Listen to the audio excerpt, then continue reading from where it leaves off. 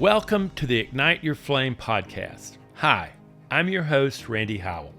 This podcast is about using the science of emotional intelligence to develop a higher representation of your potential.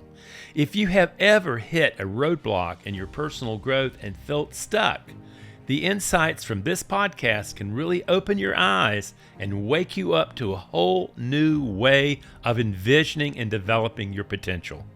Let's get started. Imagine if you could find the source, the very core of your fear.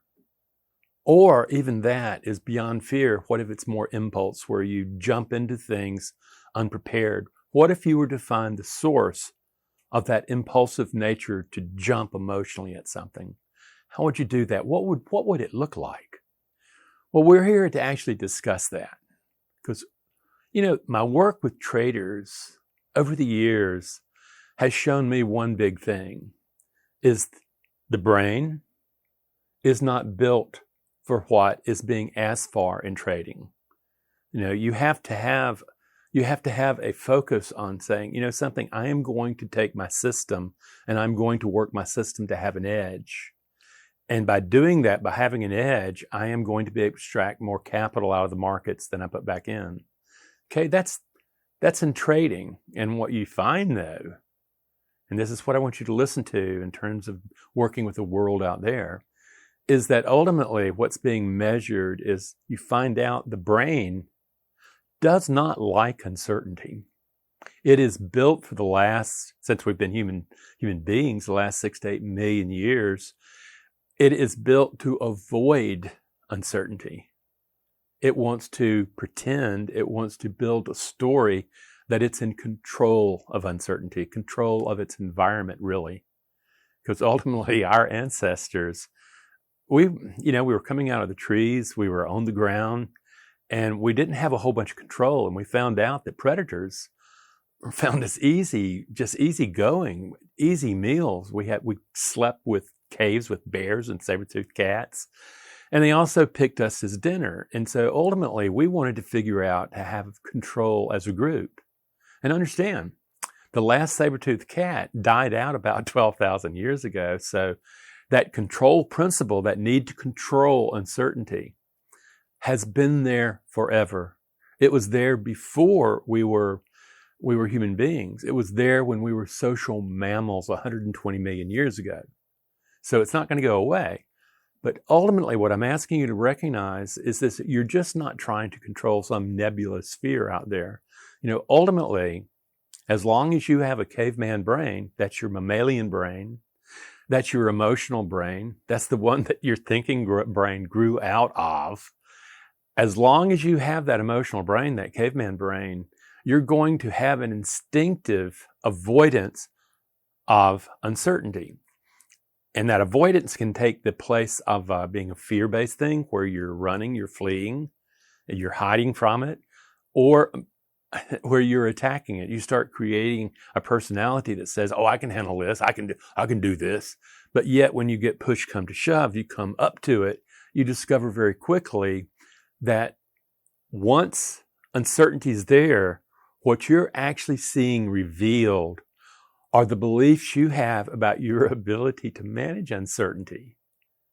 Okay? Most come, like if you take a look at scarcity thinking, that's really about, oh my God, what happens is if I go out and risk anything, I'll probably lose it. I better stay stuck in this life that I've got rather than go out and find the bigger devil to deal with. Okay? You see that? Ultimately what you're looking at is a brain hardwired to look for avoidance of uncertainty. Yet, like in trading, you have no choice but to face uncertainty. The whole game is about uncertainty and probability. And you have to have a particular mindset to be able to engage that uncertainty. And that's where a lot of my notoriety has come from. But the same principle finds, because ultimately in my work with traders, what I discovered is that my work impacted them in a lot of domains far outside of trading. Okay? Understand, these are business people, these are athletes, these are All sorts of people that have known winning have been able to produce winning in the outside world, yet they got in and started risking capital, and they would fall apart. And the question is why? I mean, these guys can do it in other domains. Why not when they're risking capital? Now, here's a big truth for you, not as a trader, but as a human being, is your brain, again, we're talking about that deeply primitive emotional brain, that caveman brain, cannot distinguish capital, okay, from their lives. Ultimately, caveman in trading believes that if you lose capital, your very existence is being threatened. You're being threatened with death, thanatos, the very core, the most deepest belief that you can be fearful about is what you're being threatened with all the time. So traders have to they have to belly up to this problem and learn to either master it or get out of that particular kind of business. Here, the same thing applies to other areas, whether or not it's giving a speech, whether or not it's a performance, whatever. Wherever you're falling apart, not living up to the standards you know that you can do, what you're looking at is a caveman brain, okay? And it's engaged in something that it does not control, okay? And in doing that, what pops up are the beliefs about your ability to manage uncertainty. And a lot of people, ultimately, when faced with uncertainty, they do not believe that they're going to be able to master it. They feel as though they're going to fall short. They don't have what it takes. They're not worthy. They don't matter. They're not good enough. All these beliefs being now confronted, not just by fear or anxiety about something or another, but actually the fear of death, that my belief not being strong enough is going to put me liable for the attack of the saber-toothed tiger. It's going to put me out. I'm not going to be around anymore, and there I am. So what we're really looking to do here, friends, is we're looking to be able to say, first, when we get to your self-limiting beliefs, these are the ones determining whether or not you believe you can control outcome, or you believe that, you know, it's not going to happen. It's not going to happen for you. That's what's being revealed. And you may see the behavior of choking or begging off a date that you really, really want to go on and having a moment to do something, but you won't do it because you may lose. Here, what we're saying is at the very bottom of that, you cut through all the different ideas of anxiety and fear, there is the fear of not being in control. The fear of not being in control is directly linked to the fear of death. So ultimately, when you're looking at something and you find that fear or aggression where you want to attack it, attacking is not necessarily a good thing to do. In trading, what you learn, a patient mind is the winning mind. Okay? And what I've learned in my life, that, you know, I used to go and just go out and attack the world, stuff like that, and things would happen, but I would also blow up. As I've really become to understand the patient mind, I realize that, you know something, it's going to be revealed to me if I develop the observer that I am to be able to engage the uncertainty. Because the uncertainty is not my enemy. It's just unknown. It's not a saber-toothed tiger. It's just a probability. So what we're learning to do is understand that the source of your fears, of action, of building a world, even your aggression of attacking, is built around the fear of death. Okay? Thanatos. Or another way of saying it is that the brain does not believe that you have the capacity to manage the uncertainty, the challenges of life that are coming toward you all the time. And the truth is, it's not true one way or the other, but you are the person who are captain of your own destiny. It really comes down to the old Cherokee myth that your brain, your mind is composed of two wolves, a dark, destructive wolf and a white, constructive wolf. Those two wolves are constantly struggling to get control of the man. And the wolf that wins is the wolf that the man feeds. So if you're feeding uncertainty from fear, then my promise to you is you're going to build a world based on that. If you happen to go, well, you know something? What if I am deeply rooted into my being and I know that I am, in my case, my belief is that I am a child of creation. I was created to be in relationship with life.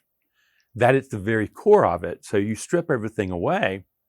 And by the way, this has actually been tested by me, not because I wanted to, but because I was very, very sick and I was near death and I met death. Okay? And ultimately it came down to where I no longer feared the death.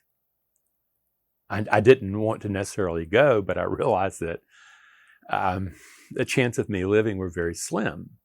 I accepted it and said, I'm ready to go if that is what's going to happen. But out of that, my whole nature, my whole belief about how I engage uncertainty shifted.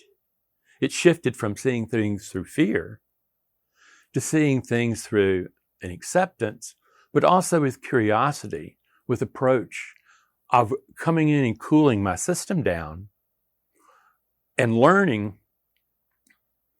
how to engage uncertainty with an open mind, not with a fearful mind, with an open mind that is rooted in the discipline of a ruler, the courage of a warrior, the self-soothing, the self-calming of a caregiver, and the clarity of mind of a sage. Now, it just so happens you can build that mind, okay? History has given you a brain and a mind that is going to freak out at that thing called uncertainty. But that is history. You do not have to bring that historical artifact from a long time ago into the present moment. What you can do is you can train yourself to pull up this new mind that can take care of what I call the orphan, that fearful part of yourself, calm it down, cool it down, so that it knows it's not in danger of dying. And suddenly what happens is a much more empowered mind gets to engage the uncertainty. Friends, that's where your eyes open and you realize that life's on your side. You know, if you fight it, try to swim upstream, it's going to be tough. But if you start seeing the way it's taking you and trusting it, then all of a sudden you develop these skill sets to be able to steer, to be able to captain your way into the future very differently. Your eyes are open and you realize this is a gift, friends. It's a gift beyond all measure. It's not understandable. But here we are, conscious. And what happens is we can become aware of our conscious. And as we do that, we leave being animals behind. We're no longer driven by survival. We're driven by opening ourselves up to life and trusting. Friends, I encourage you to look further into this work, to be able to recognize that it is these beliefs that lie behind our emotional architecture and the observer based on those beliefs that is generating your understanding of the sabotages you do with yourself. And what happens is as you begin to replace those beliefs and truly build new beliefs, your engagement with uncertainty takes on a completely different way of being in the world. You're alive, you're lucky to be on the journey, and you want to be a help to people. So come and learn, friends. Come and learn. Read more, look more, get my book, watch more videos, all that. And then take a look at going, how do I go about shaping this mind that Randy's talking about into the mind that is open and can take probability and shape it into a very different human being than you started with.